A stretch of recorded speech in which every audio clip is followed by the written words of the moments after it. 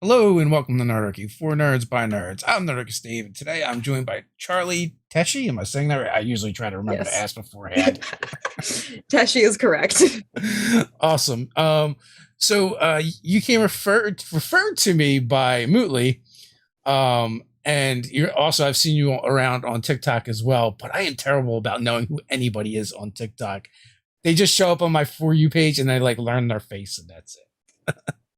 Me too. I can never people will throw out a username. I'm like, who is that? It's a nightmare. But yes, no, Mootly's the best. If you could be so kind to kind of like introduce yourself and just tell people a little bit about you. Yeah. I'm Charlie Teshi on all of my socials. My pronouns are they, them, and he, him. And I make bad and sometimes funny D&D content on TikTok, and I play a lot of D&D in my real life. Um, that's mostly what I do. I do a lot of art, and yeah, I talk about for a little bit. Sometimes I talk about like ADHD and D&D. Sometimes I talk about romancing my friends, and but that's mostly it. So, how did you get started, and how long have you been doing TikTok? So with TikTok, I think I made my account like 2019 or something when the app first started going. And then I was like, nah, I'm not that interested. And then after quarantine hit, I was like, I have nothing to do. And I started playing a lot more D&D, and I started getting a lot more D&D content on my For You page. And I was like, oh, this could be something that I could also have fun doing. And so I made some videos for fun. And then a couple of them started getting like actual views. And I was like, wait a second, this was not my intention. I So I feel like a lot of different TikTokers I talk to, they're like that. I kind of have a similar story where they're like, I don't know, I did this thing a couple times and people liked it. yeah, I had an experience where I like posted a video, went to work, came back from work, and it had like 30,000 views. And I was like, excuse me? Yeah. Where did this come from? It And was, what is the like your favorite type of content to make over on TikTok? I think, I don't, I really like getting to, I really like the selfish videos where I get to talk about my own like D&D games and D&D characters, but I've also really enjoyed some of the videos that I've made. I made a video a while back about like uh, tips for DMs if you have players who have ADHD. And I really liked making that one. And I got some like really good responses on that video where people were like, "Oh, I'm going to add this to my game." And I was like, yes, this is what I want. This is what I want to be doing. And I everything's been so crazy busy in the past month that I've not been able to go back and make more. It happens. My understanding is you've been busy. Yeah. Yeah, no. Uh, Moving. yeah, that'll do it. I'm so glad that I've gotten to a point in my life where I think my next move is going to be into the ground. So I'm done with moving. I am pretty much set up to definitely be moving again this time next year, probably. So Yeah, yeah, you're at that age where that's pretty normal, right? Like my youngest brother, he would move excessively, and I'd always get the call like, "Hey, I'm moving. Can you give me a hand? Can you get a truck? Can you do this?" I was so happy when he moved to like the other side of the country, and I was like, "I'm not going to get those calls anymore." But he came yeah, back like a bad penny. So yeah, it was nice to I got to, instead of bothering all of my friends up from where I was living before, I got to bother all my friends down here and go, who wants to help me move in? They're yeah, like, I thought I could avoid this by not living close to you, but you just moved closer. yeah. Well, that's the double whammy, right? Where you hit the friends up where you're at to help, help with that part of the leg of the move, and then you hit the friends up where you're going to help with the offloading. But at least that breaks it up a little bit, and also like the offloading is not nearly as bad as the the loading in. Yeah, trying to get that U-Haul packed was It's real life Tetris. it really was. And then it was like, I don't want anything to like fall over, or break. There's a bunch of stuff of like it was You're gonna have that aha moment at some point where you're gonna do it and it's gonna be easy and you're gonna be really good at it, and then you're like, oh, I have just moved way too many times. yeah, I feel like I'm gonna get that aha moment on like my last move, and then I'll be like, I get it, and I'll never use it again. Thank God. Yeah. There's nothing wrong with that. So you mentioned like your first video to really kind of like take off hit 30,000 views. What video was that?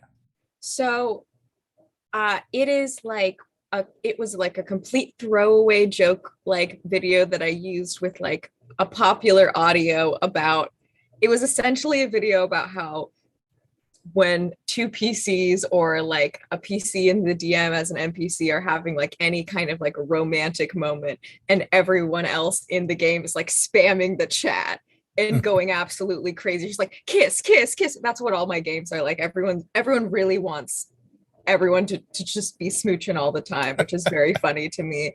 And I think right now it's sitting at like 140,000 views or something like that. It just kept going. And it's one of the only one of my videos that keeps regularly getting like views and likes. And I'm like, I made this at like 10 p.m. I posted it on a Thursday before I went to work, and then it just like went. Nice. So we were talking earlier and you said currently you're mostly playing in games. Yeah, I used to DM when I first started playing, and then I was recruited to some long-term games, and I'm like, I will never go back. This is so much fun, and I don't have to do that much work. So is it fair to say that you prefer playing over DMing? I think probably there's parts of DMing that I really miss that I just don't get as a player, like making props, getting to set playlists Yeah. for music, and um just getting to like throw things at my players. I really liked to like turn off all the lights back when we play in person and do scary stuff and scare my players. And those are the things I don't get anymore. But I do really like playing because I really like figuring out like the mysteries of like what's happening in the game. I am a serial note taker. Yeah. Well, that's very important. Games need those because I am not one. So games that I'm in need them even more so. Yeah, my DM will sometimes send me messages being like, do you remember what happened here? And I'm like, I do. Let me check my notes real quick. And it means but it also makes me a terrible person to DM for because I remember everything. Oh yeah. Well, so what we have like in our one game, Dr. Kurt, he always takes notes, but then he puts them in a Google Doc and then shares them with the group. So like it's become like an invaluable tool for the DM that runs that game because always has this great great source of information, and I find it super useful as a GM when you have the players give you their take because it may be very different than what you thought was important during the session. So like they might have found other things that stood out to them as being the important things. Yeah, that actually reminds me that at some point I should update the Google Doc that I have shared with my DM of my notes, because I don't think I've actually taken my notes and put them onto that document recently. I have a big like OneNote notebook that is immaculately organized, that no one will ever see, that no one will ever use, but I've decided to put in hours of effort into that. Well, the question is, does it make you happy? It really does. That's all you need. I have like a page on each of the other player characters, and everyone keeps messaging me, what's on my page? What did you put up? What did you write about my character? I'm like, you just have to find out one day. Oh my god, I feel like you're like Batman in the Justice League. I have files on everybody. That's great. How many games are you currently playing in? Actively, right Yeah. now, I'm in two, but I'm about to start. Well, I'm at some point going to start a third. I've built a character for a third game, but we haven't started playing yet. And what characters are you playing? I play, so I have a situation in which through some various shenanigans in one of my games, I play two PCs, which I think is only allowed because my DM is very, very, very nice to me.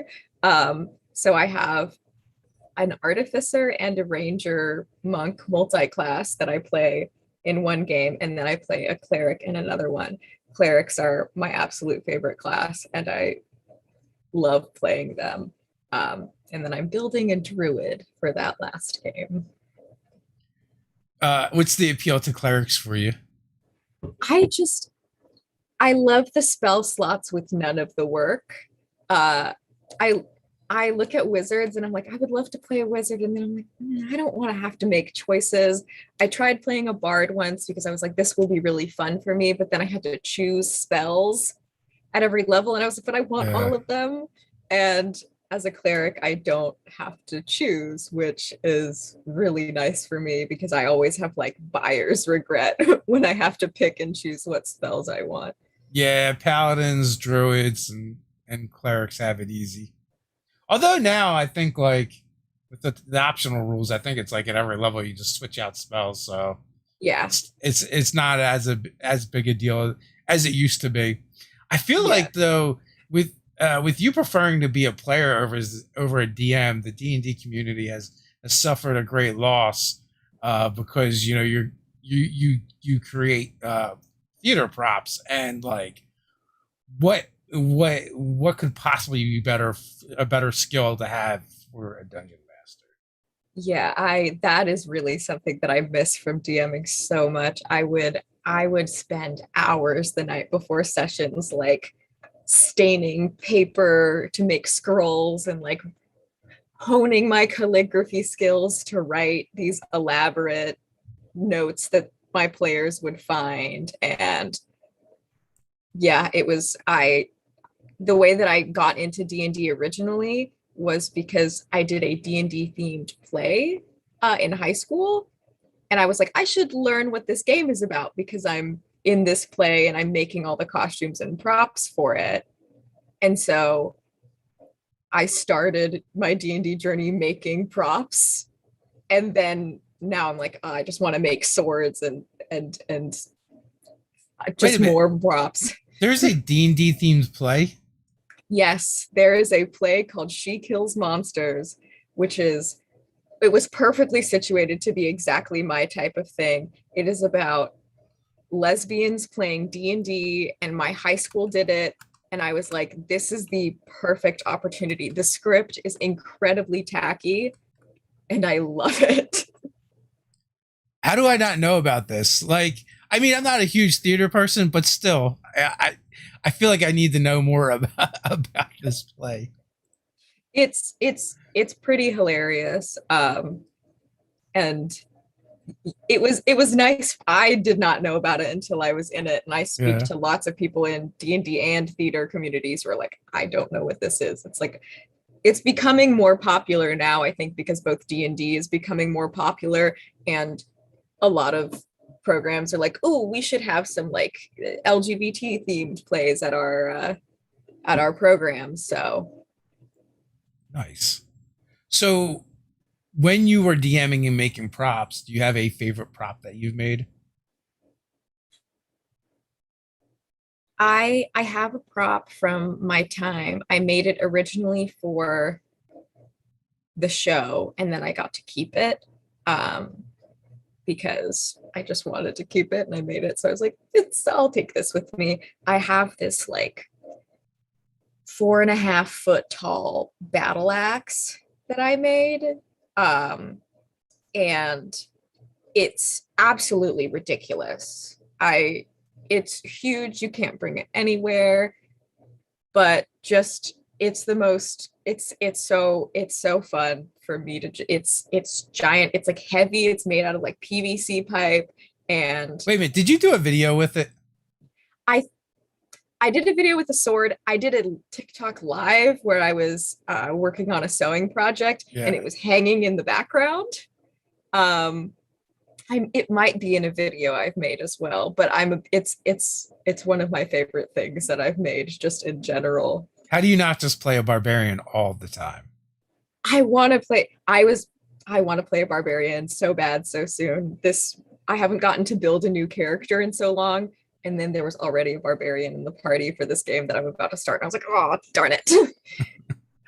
I'll go through it. It's fine. You can never have too many barbarians in the party. It's fine. That's fair, but no, I do want to play a barbarian soon, and hopefully a game or a one shot or something comes along where I can. It's fun to not think about things and just break stuff. Yes, I always play like strategists or like really nervous characters where like I have to be thinking about everything all the time. And I I really just want to play someone who is large and breaks things. The Yeah, so the beauty of that character too is like while you're doing the thinky things in the corner planning, they're already kicking down the door that you're making the plan for. So they're like the bane of your existence. I am always playing like the person who's like, we really need to think about the consequences of our actions today. Yeah. And the barbarian's like, Leroy Jenkins. Let's go. Yeah. You're thinking about the consequences of your actions. Well, I've already done the actions. So yeah. You're thinking about the consequences is about to actually meet the consequences. Yeah, you don't actually need to think about what they might be. They're on their way. Yeah. There's something to be said for that. It can be pretty fun. It definitely moves the story forward.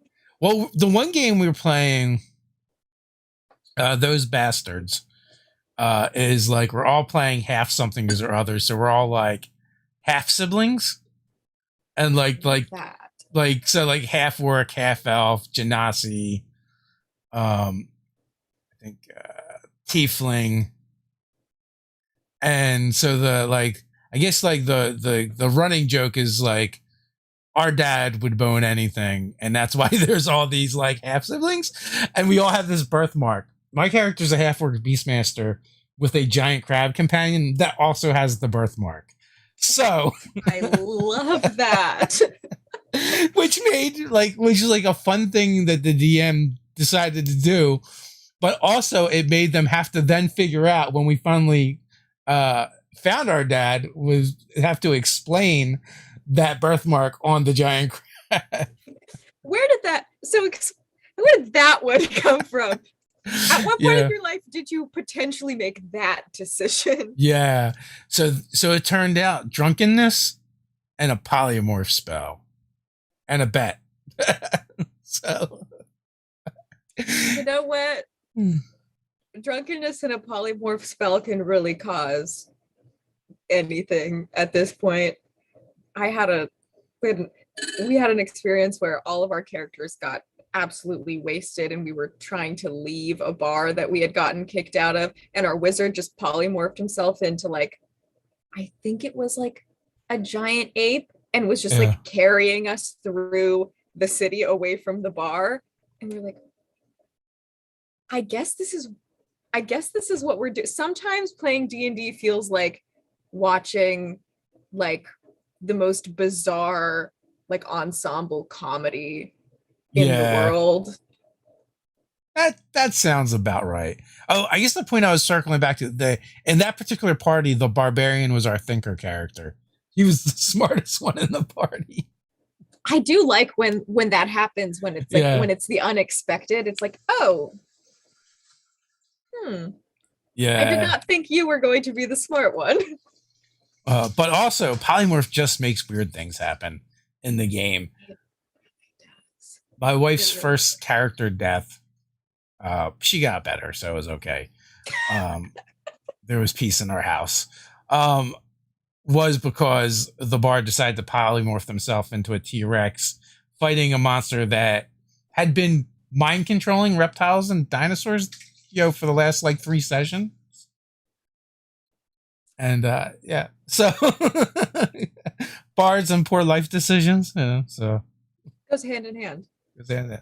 yeah, so my wife's character end up being chewed on and to death, so happens. I do love that about D&D, that you can say, oh, they died, but they got better. Yeah, they got better. They got better.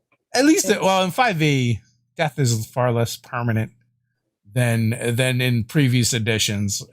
Especially at 5th level, you get access to rejuvenation, so it's not so bad. The problem is, do you have 300 gold pieces? Yeah, well, the problem in one of my games is that all of your resurrection spells have a chance of failing. My DM has put that in, where it's like you have to beat a certain DC or it just doesn't work. We've had our party at this point is loaded, but we've had 2 separate revivifies fail, and that's just embarrassing at that point. Like, ooh, we're not actually that good at this, are we? Sorry, I'm being distracted by the comments, and they're talking about the giant ape traversing the city with the party. And the one that caught my eye was better than an Uber, and the other one was maybe better smelling than an Uber as well. So, I mean, yeah, honestly, it's an excellent way to travel. And by giant ape, yeah. I think that there is a world out there in which there is a group of wizards who have fantasy Uber that is just polymorphed large animals to carry you through the city. To convey things, yeah. That I'm kind of digging it, like the King Kong conveyance system. Exactly. We have no other modes of transportation at this point, just large animals that are also people. Well, you could kind of combine it with the robots movie, where they would have the you could just have the giant apes, put them in a ball and yeet them across town. Just throw them. Use resilient out of Luke's resilience sphere and just yeet it across town. Perfect. I think when you go back to DMing, you need to make this so, and I need props. Yeah, I'll make it's just a hamster, just like a large hamster ball. Yeah. Get thrown across the. Oh, you're traveling? Get in the hamster ball. Yeah, this is the quickest way to the other side of town. It's fine. Yeah, that's the easiest. What do you mean this doesn't seem convenient? It absolutely is convenient. No one will ever get hurt doing this. It's completely safe. And also, we just pay all of our help in bananas. It's an excellent way to, current bananas as currency in a world. That's, I think, also kind of a gold pieces. Never heard of it. Yeah. Only bananas. So, do you have any particular props that were like the favorite from your players that showed up in a game that you were DMing? Yeah, I had some. I was running this sort of like long shot. We never ended up being able to finish because I went to college and all my players were like, "Okay, bye." You left them hanging. No. Yeah. But I had this I had these notes that the start of it was essentially they went into this town, there was like a werewolf problem, it was a whole thing, but there was these ominous notes that were left by people who had been turned into werewolves, who were didn't know what was happening, and they were writing down as they were transforming for the first time, something's happening to me, I don't know, and then it would cut off. And I'd spent all night staining them with tea, putting them in the oven, and they were crispy parchment. And I painted some blood stains on there as well. They were really these ominous little pieces of paper that I just got to wrap in some twine and hand out to my players, and they loved that. They really liked when I it's so much more fun, I think, to me than when you have someone just kind of online, you just have someone read it off and then, copy and paste the text into Yeah. like a group chat. But I just got to hand them the physical piece of paper and they really, really liked those.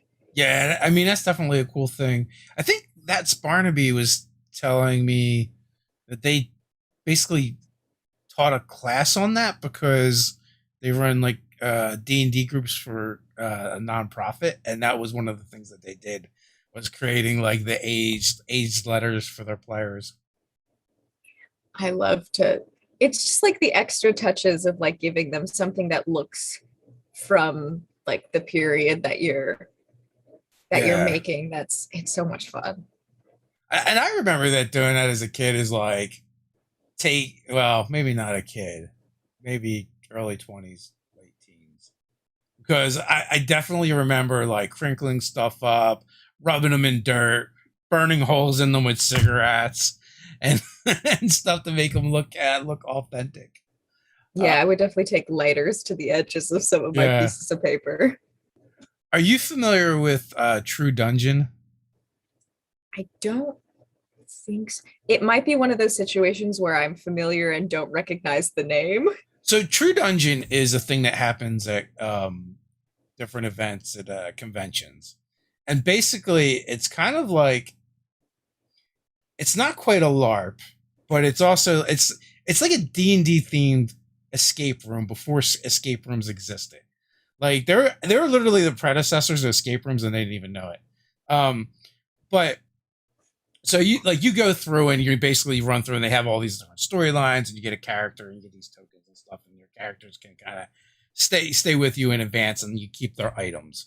But like they've got all kinds of crazy props and stuff, and like there's puzzles and things you have to solve, and you do combat with shuffleboard, essentially. That's fun. Yeah, but it's funny. Like the way True Dungeon started was the owner lived in a college town and would play D&D, but like he would always be cycling through players because it was a college town, and it was like a great resource for having players for your D&D game, but they were going to leave in a few years, or they might be seasonal kind of. But so anyway, so they would do like these alumni events and have them back, and they would build props for them, and like each year they would build more and more to the point where someone saw it, like they got invited to the game, and they're like, wait a minute, you should be doing this for the public, for people. And then like it got introduced, I think, to like Gen Con at first, or one of them. So really like this, and if you go online and check out True Dungeon, I think they actually ended up doing like a virtual online version because of COVID.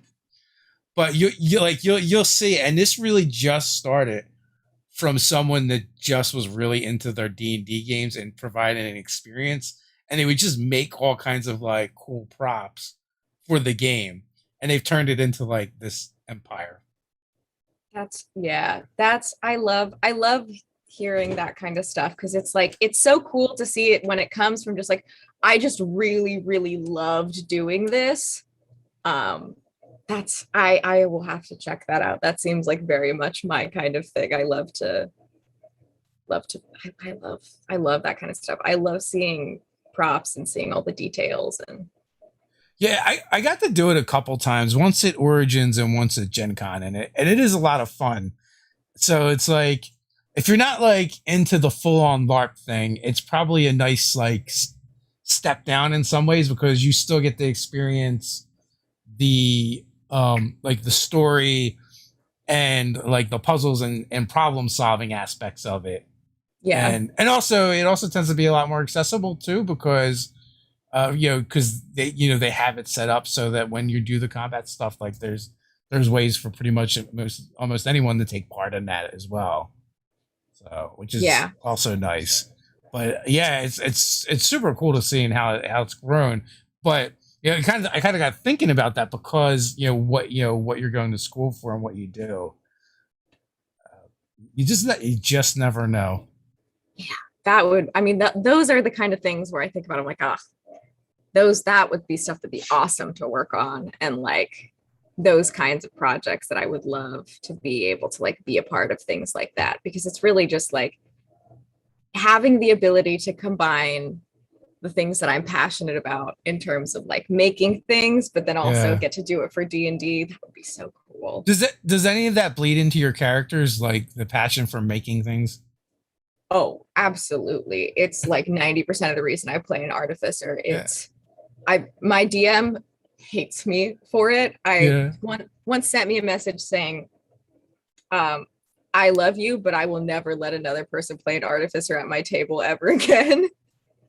And I was like, is this a compliment or but no, I love to just like get creative and find ways to make stuff in character, and like it definitely follows through. One of my what my the cleric that I play comes from this big like noble family that basically runs all of like the textiles and clothing in the world that we're from, and I get to just throw out all of my like sewing and fashion knowledge, which is really fun because I get to use that knowledge uh actually in the game. So it definitely bleeds through in those ways where I'm like, well, I know about, the proper ways to like wash and care for silk, and what kind of, you know, the game that I play that cleric in, we're kind of in like a Victorian era thing. So I know all about the layers of clothing, and so that definitely makes an appearance there. Nice. So, Ray, your dungeon master. Ah, there he is. Charlie gets into the fashion of their cleric. I hope they mentioned that. Yeah, well, there you go. I definitely do. I have a really fun time. We sort of found like this homebrew magic item that was like a Victorian corset that also functioned Yeah. as armor. So that's the armor that she wears, is this just like whalebone corset that's like, yeah, if you were to try to like stab someone wearing an old-timey corset, you wouldn't get very far. There's a series called Ministry of Peculiar Occurrences, and it's like Victorian era, kind of steampunky, Yeah. mixed in with a lot of occult stuff, and the women agents use bulletproof corsets. No, I that's so fun. Yeah. I love to get to throw that stuff in there. Um because it's just a fun little flavor thing, but that I've gone on in games in character on rants about various clothing styles, and everyone's like, Yeah. why do you know this? And I'm like, it's what I do for my degree. So do you dress up for your characters in game? Sometimes I definitely have, and I really Yeah. like doing it. We've had like costume nights in some of my games. Yeah. But then I always feel overdressed because I have such an abundance of costumes Yeah. and crazy clothing pieces. Everyone's else like, I put this together out of my closet. I'm like, I made this corset today. I Yeah. have these like elf ears. And then I'm like, well, now I feel embarrassed. Well, I mean, I think if you're doing it because you enjoy doing it, there's absolutely nothing wrong with it. We played one game where the character I played was like a chef. So I mean, I just bought like a chef jacket and chef hat, right? And it made me happy to do that, and it was low packed and easy. If someone shows up all and goes all in, it doesn't make me feel worse. Like Ted likes to dress up, and he's got like he's he used to do a steampunk convention every year, so he's got like a bunch of stuff from doing that. He even has like this. This is like leather vest that has like is emblazoned with the Nerdarchy logo on it, and so for like that same game, he was playing like this ringmaster style character. So for some of them, he showed up with like the big hat and the glasses and all the things you would expect from a ringmaster. I think other players appreciate the hard work you put into it. So. I hope they do. I hope they enjoy it. I think that they sometimes get tired of me suggesting we have dress up nights. I'm like, what if this week we all dressed up like our favorite NPCs? And they're like, I don't have the clothes to do that. I'm like, but I want to. Yeah.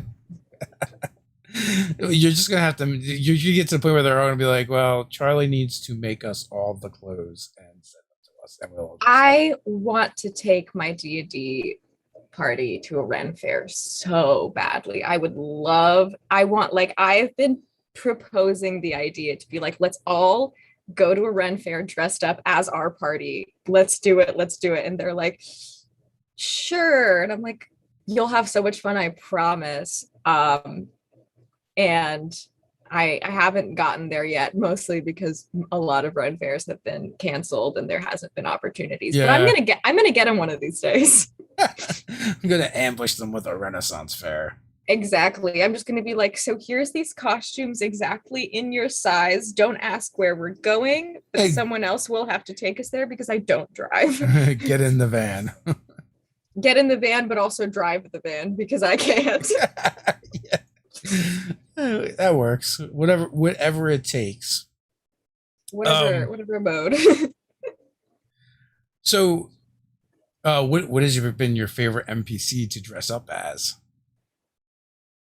Oh gosh, I mean, there's a couple I haven't gotten to like on a game night, but I've been secretly kind of working on some costumes. We have this like pirate captain in one of my games that we've run into a couple of times, who's the sibling of one of our party members, who's just this super cool, like a Firbolg, tall, long red hair, like absolutely wild pirate captain. And I've been secretly working on my pirate coat and trying to acquire a pirate hat.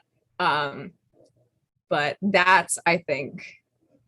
that's my favorite so far. I haven't gotten to dress up as any of the NPCs from the other game I'm in yet, but I'm always thinking about it. I think that like if I was going to start working on that, there's definitely some characters that would be really, really fun, especially with our like kind of Victorian steampunk sort of era that we're in.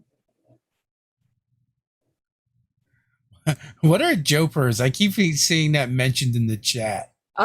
It's like an old style of pants that are absolutely horrible. I will never wear them, and I will never put them on, and I will be requested to put they're a part of Victorian fashion. I just like to pretend isn't there. These like ridiculous pants that are way wider and like so much volume at like the waist and the hips, and then they get real narrow at the calf and the ankle, and they're just not good. They're just nothing about them is appealing. Hey, can you tell me about this mushroom dress? Oh, I had a big fabric stash at home, and I was like, I want to do one last project while I still have like my sewing studio at home before I move into my tiny little college apartment and lose all of my sewing space. And so I made up a design of all of the like fabric that I had stashed in the sewing studio, and I made this elaborate, fancy, like princess dress. But that was like kind of, if I were to ever play a Circle of Spores druid again, that's absolutely what she would look like. It has these big red sleeves that I painted polka dots on it, and it's just like a long princess dress covered in.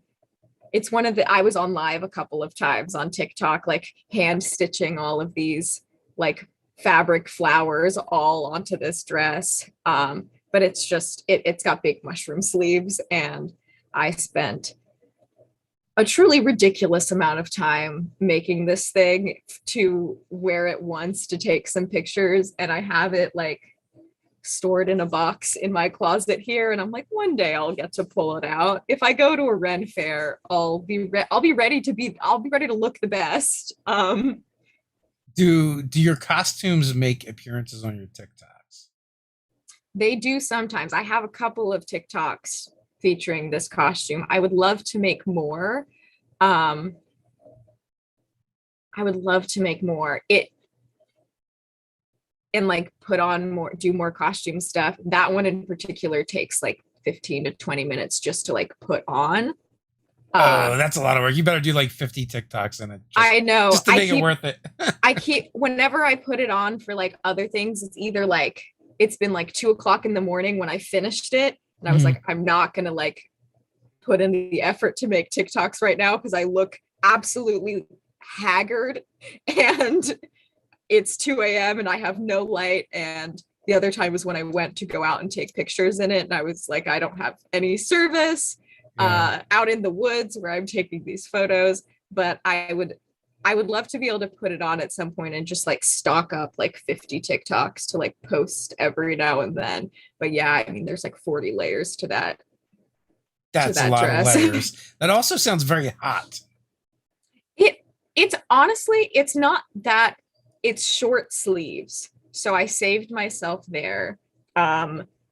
So it's nice because I'm not like in like short sleeves, but it definitely gets very sweaty. Wearing a corset is never not a sweaty experience. Yeah, I imagine. Yeah, it did get really hot. So I have to find like a cool day to put that on and find a place to take pictures and hope that I don't look like wild walking down the street to go find somewhere to take a photo in this full mushroom dress. I just want to know who was like, breathing. I think it's a little too easy. How can we make this harder? Yeah. I know. Let's wrap ourselves in this thing and make it super tight. Yeah. The nice thing is that I don't have to, I'm not actually in the 18th century, so I don't have to like make it that tight. Yeah.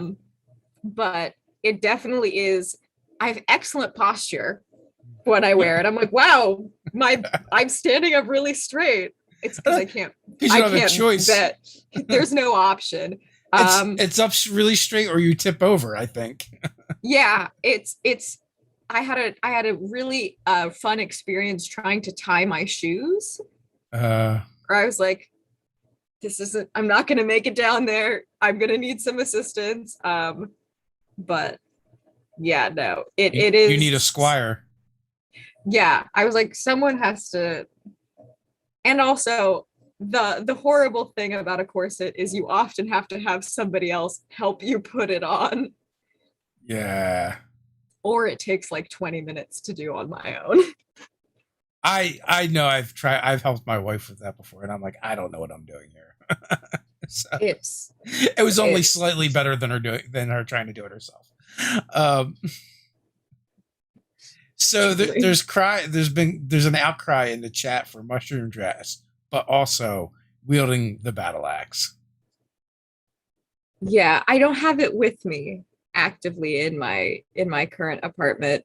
I would love to, maybe when I go home over like winter break or something, I'll go pick up my battle axe and bring it back so that I can have it. I think it would be actually pretty excellent to wield the battle axe in the mushroom dress. I think so. I think that would be it would be a fun combo, but yeah, no, it's a little bit falling apart. It's a couple years old, so I would have to do some touch-ups on all of the like leather handling. It's worn, it's seen use. It's seen some combat. Yeah, so Brian is calling for your acquisition of a Myconid Squire. I think, yeah. I mean, honestly, that would be. I probably need it for tying shoes, if nothing else. for tying shoes, for honestly getting in and out of a car in a bunch of like layers of skirts is pretty difficult.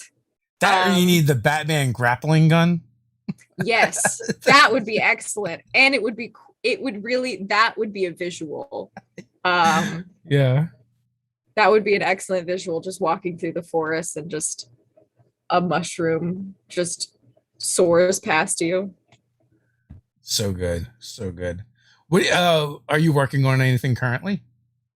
I have been wanting to. I'm still getting set up in my new space, and I haven't had time to bust out the sewing machine yet, but I have some plans. I have some things I want to make. I have a couple of ideas. I haven't secured anything yet, but I do have a really big piece of wool and some fake fur that I want to make into a big, elaborate like cloak that I think will be super cool. And do you want those for a D&D game, for a TikTok, or just because you can? A little bit of all three, I think. Yeah. I think it's just fun to have. It'll be great for me to practice because I'm horrible at sewing with fake fur, and it's just like kind of a general nightmare to work with. So I'll have to climb that barrier at some point. But yeah, I mean, every good D&D character has like a big fancy cloak at some point. And I was like, oh, I should do one. It makes your D&D characters feel important when they have an impressive cloak. Yeah, it's like, yeah, that completes the ensemble. You look cool now. I'll never wear it because I live in Southern California and it's 1,000,000 degrees and the coldest it's ever going to get here is like 50. But but if you ever get dropped off somewhere really cold, you'll have it. Yeah, if I ever in a mysterious situation end up somewhere cold with that cloak with me, yes, I'm set. So you also do character art commissions. I do. Are you currently open for commissions? I am currently open for commissions. So, and how would someone contact you for commissions? So if you were interested in contacting me for commissions, on my TikTok page, I do have a link to my website where you can see my price breakdown. But just like send me a DM I have on my art Instagram, which is charlieteshi art, which should also be linked in that link. But that is how, if you wanted to get any character art done, you can see that breakdown. I have not updated my website in a while with new art, so it's like a year old art on there, but I'll update it eventually. And as always, we do have some links in the description, and we have the link to your website and TikTok and Twitter and stuff in there, so people can find you across the interwebs if they like, and commission you to do art and stuff. Yes, I would love to get some commissions. Do you have a favorite commission you've done?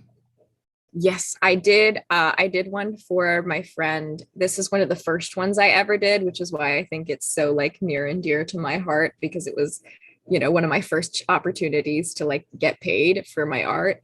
My friend Julie commissioned me to do her D&D character, and she was like an Eladrin elf, like figure skater, kind of like that was the outfit, and I had a really fun time like going kind of crazy with the character design. And then also my personal favorite part of the whole thing is that I did a lot of hand drawn lace on that piece of just like really tiny little details of drawing all of that lace, which was really nice.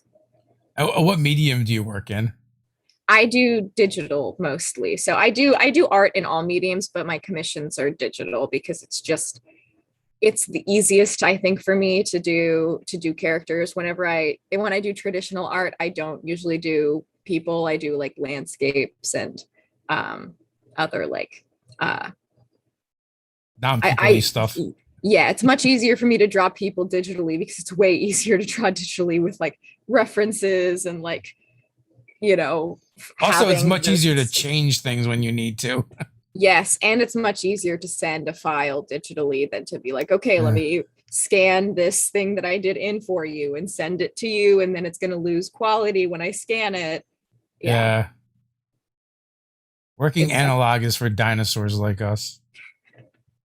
I do like working analog. Most of the things I make are physical items, but That's true. But yeah, but you can't really make them. Well, I guess you could technically make them digitally nowadays and then 3D print them, but it's yeah, completely different.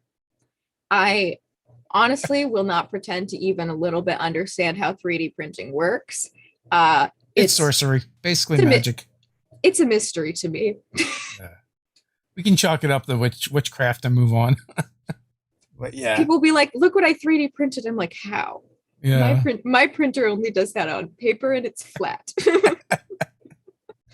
yeah. I mean, now like they 3D print everything, like houses, right? Before you know it, we'll only be 3D printing stuff. And then I'll be out in the woods chiseling things. What is your favorite medium to kind of work with or materials to work with? I think I don't know. I mean, I really love working with like textiles and fabric and stuff like that because I love sewing and I love, even when I'm not doing costumes, I make a lot of my own clothes and I alter a lot of clothes that I find. Um, it's so yeah, it's going to be either digitally or like textiles and clothing and sewing and stuff like that are probably my two favorites. Though otherwise, I would probably say maybe watercolors. I like to do I like to do teeny tiny little watercolor paintings of landscapes. My brother also works kind of like traditional as well because he does is it 3-dimensional sculptures, I guess. Basically, he makes dolls, right? I he, love that. he makes dolls and then photographs them. So then it's an illustration. Um, and like it was something I guess he stumbled upon in art school and started doing. And so like it involves like sculpting and sewing because the bodies are all made of cloth and stuff. And then the heads were clay and the hands were clay, but I think there was some advancement in the technology of his doll making that which has changed the hands from being clay to something where I guess he can pose them or move them or something. Um, but yeah, he's done it. Done a bunch of that stuff. Uh, the only problem is that stuff is just very time consuming to make. Yeah, it's so cool though. I follow a Yeah, couple of channels on YouTube that do like custom doll making because yeah, it's so cool and I'm like I can't have another hobby. I can't have another hobby. I can't have another yeah, hobby. It would be too much. yeah. His YouTube channel is like Dream Syndicate and something. Whatever it was, like it's super long and not super easy to remember. But yeah, he's been doing that for a long time now, and it's kind of cool, I guess. He makes like cool, weird, creepy things, um, and Love like that kind of stuff. bugs and fantasy type stuff. Yeah, I like part of me really wants to get into like sculpting my own minis, but I have no like clay or sculpting experience. So I'm like, why would Well, I do that? oh yeah, yeah, for minis, yeah. But I mean, you do other stuff, so I I feel like people that are already good at doing that stuff just tend to be good at it, and Yeah, I did. I made for the holidays, my DM, I made this initiative tracker thing that was like one of those. It was like a long stick and then it had like the clothespins with all of our characters' names and like little pictures yeah, on them. So we could track where we were in initiative. And it was like this big, it wasn't a sculpture because I didn't sculpt anything, but uh, I like built it out of like a bunch of little objects that looked like a treasure chest, like overflowing with treasure, and then the initiative tracker coming out of it.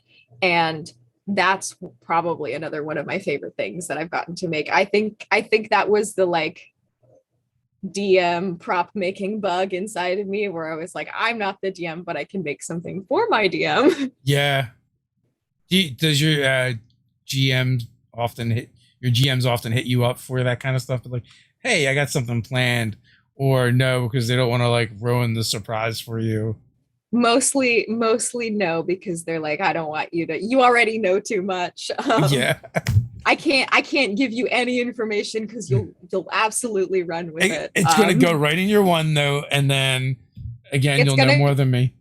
it's gonna go into my 100-page document, files on everybody, and I'll never forget it. And when it comes up, I'll be like, Yeah. I knew it. So, do you really like playing like mystery style games? I haven't played a lot of actual like mystery style games, but I do really like engaging like the mystery elements or like the like, figuring things. I love there's like those parts of games I really like because I really like to just kind of like sit down and try to figure things out. We solved a series of murders in our game recently, and I was like, I think it might be this, and this is what I put together. And then I was like kind of right. And Yeah. I had probably one of my most excited celebrations in a while. I Nice. got so excited. What? How did you get into the hobby into gaming? Well, Oh, you yes, told me like I already. I'm a moron. from From that the play. from the play. Yeah, no, it's fine. I forget 90% of the things I've said and I'm saying them myself. So Yeah. So how did you go from like, oh, I'm making props to this for this thing and doing the play to actually gaming? it's kind of started as a thing of I was hanging out with some of my cast members and we were talking about it and we were like, well, none of us play D&D, but we're in this play about D&D, and we're like, well, maybe as like a cast bonding thing we can like play a game, like play a one shot, play like a quick something. And they were like, well, but none of us really know. And I was like, well, neither do I, but I'll put together a one shot for all of us to play, and I'll run a one shot for everybody as just like a bonding thing for me and my castmates. And then I looked at the rule book. Did I look at the rule book enough before I DM'd the game? That's a question for, maybe. Did I really know the rules? But I think that's kind of the best way to learn, is to just kind of start playing and Yeah. see what, as long as everybody was having fun, which we definitely were. If everyone's having fun and And none of you really know the rules anyway, what's the difference? ex- I knew the rules probably the most, and I barely knew them. Yeah. I So mean, we most of us that started playing back when I started, that's basically how it worked. So Yeah. And I'm lucky that I think I'm very lucky to have started with 5e, because sometimes I look at other editions and I'm like, oh, that's really cool. That's And then I look at other parts of older editions and I'm like, uh, I can't do math that well. why do I need to know why do I need to know calculus for this? I never took calculus. I don't know how to do this. Yeah, but And, no, I got to just run those games for my castmates, and that's how I started. And then I watched a lot of like Critical Role to be like, how does this work? I'm a yeah. very like visual learner, so I was like, let me just watch someone play. Are, do you watch a lot of streams? I try to. I try to watch as many. I love to watch D&D. I think it's so much fun. So I try to watch streams. I have definitely unfortunately fallen into the habit of like not watching enough different streams. So It's I tend hard. to Like I mean a single episode of a streamed game is like a movie. A it's really long movie. I've been like, I'm like, oh yeah, I definitely, my friends will be like, oh, I put this out. And I'm like, I really want to watch it. I need to find a 4.5 hour time period where I can Yeah. sit down and watch it. And then it's like, oh, well, also you're like 6 episodes behind. And I'm like, that's like 20 hours. It's a part-time job. So Yeah. yeah, I want to watch more. I formed the habit for myself that I will watch Critical Role live with my friends on Thursdays. Yeah. Have not been keeping up with that either that much. And sometimes there's some shows that I've gotten my mom to watch with me. She's not big into D&D, but Uh-huh. sometimes some of them I can convince her to like watch an episode or two. What have Um, you been able to sell your mom on? I was able to sell my mom uh on Mice and Murder, one of the more recent Dimension 20 Okay. streams. She was like, I can do this because they don't take themselves too seriously. My mom is like really not a fan of people who take themselves seriously. And sometimes I'm like watching Critical Role like on my computer and I'm like crying and my mom's like, it's not that serious. I'm like, yes, it is. Your mom's sitting in the background rolling her eyes at you. I'll finish a session of my own games. I'm like, Yeah. somebody died. And she's like, nobody actually died. I'm like, it was real to me. You know what? I totally get it from your mom's standpoint because I'm guessing your mom is also a Gen Xer. So, Yeah, she's not particularly interested in she's like, I don't understand why you're so emotionally involved. I'm like, I've sunk like 200 hours into this. I have to be. yeah, that's true. That is a lot of time.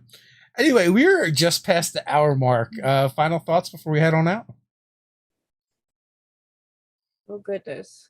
I mean, first of all, thank you so much for having me on. I have been watching Nerdarchy for years. I mean, part of what helped me learn the rules when I was first starting out was I was like, I'll just watch these videos that explain it all. So I've been like a big fan for a long time, this is very exciting for me. I don't know. You don't have to have any final thoughts either. I want to thank you for hanging out with me today, and also in Ted's basement with us. I really appreciate it, and it's cool to like see the next generation that's coming up and see what they're going to do with their content creation and add their voices to the community. So thank you. Yeah, hopefully something good. I No I I have promises. I have all the faith and confidence in you, Charlie. And with that, until next time, everyone, stay nerdy.